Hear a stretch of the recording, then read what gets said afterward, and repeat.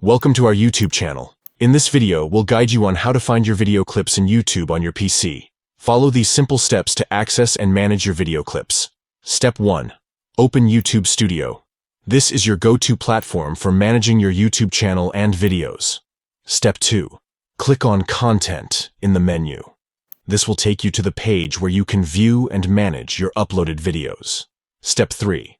Select the video you want to find clips for. Choose the specific video you want to work with. Step 4. Click Details for the selected video. This will open up the video's details and settings. Step 5.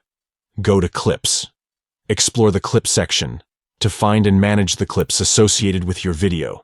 By following these steps, you can easily find and manage your video clips, allowing you to highlight and share specific moments from your videos.